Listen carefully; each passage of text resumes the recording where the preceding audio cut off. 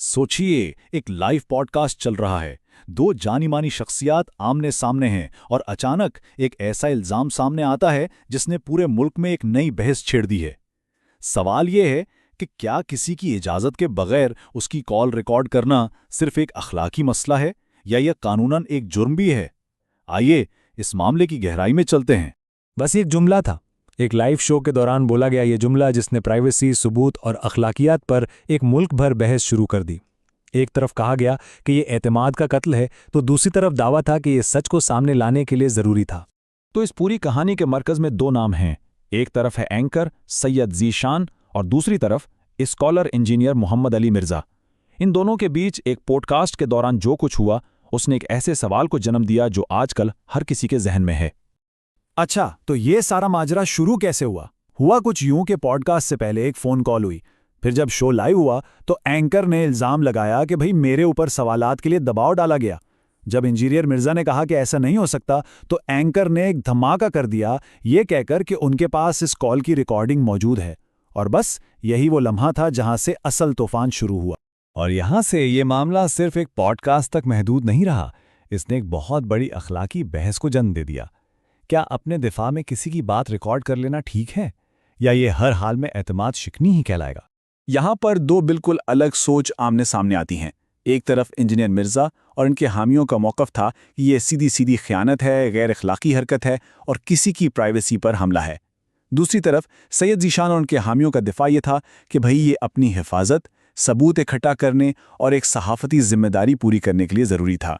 अच्छा, अखलाकी बहस तो अपनी जगह वो चलती रहेगी, लेकिन असल सवाल यह है कि कानून क्या कहता है।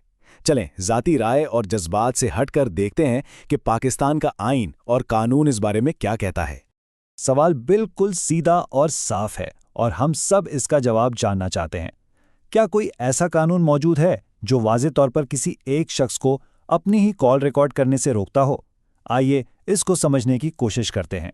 आमतौर पर जब ऐसी बात होती है तो फ़ौरन पीका एक्ट का जिक्र आता है, लेकिन इसमें एक ट्विस्ट है।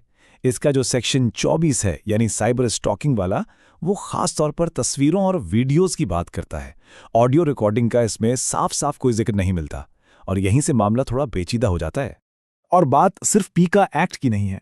अगर हम दूसरे बड़े कानूनों को देखें, जैसे टेलीग्राफ एक्ट या पाकिस्तान पेनल कोड, तो वो भी इस मामले पर हैरान कुन तौर पर खामोश हैं।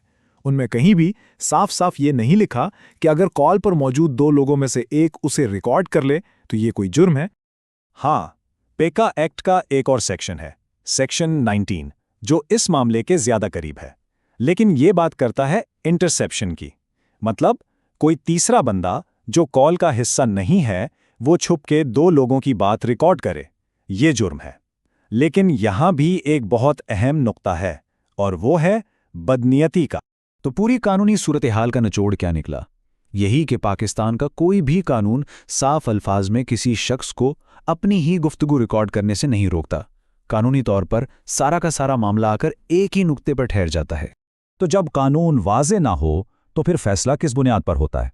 इस पूरी बहस की जान, चाहे वो कानूनी हो या अखलाकी, असल में सिर्फ एक लफ्ज़ में छुपी हुई है। जी हाँ, नियत।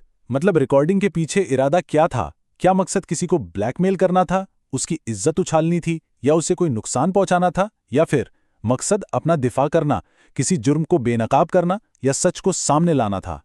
और ये नियत का असूल सिर्फ हमारी मजहबी तालीमात का हिस्सा ही नहीं, बल्कि ये दुनिया भर के जदीद कानून की रूह भी है।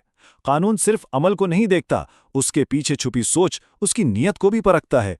अगर नियत अच्छी है तो अमल को दिफाई माना जा सकता है। तो इसका मतलब यह हुआ कि अगर कोई रिकॉर्डिंग अपने दिफा के लिए की जाए, किसी धमकी को सबूत के तौर पर रखने के लिए, किसी जुर्म को बेनकाब करने के लिए या सहाफ़ती सबूत के तौर पर की जाए, तो उसे कानूनी और अखलाकी तौर पर जायज़ समझा जा सकता है। अहम बात यह है कि मकसद तहफ़्फ़ुज़ हो, किसी की तज़लील ना हो। लेकिन आखिर में सवाल फिर वहीं आ जाता है, ये जो अपनी हिफाजत और किसी की प्राइवेसी के दरमियान एक लकीर है, ये कितनी बारीक है?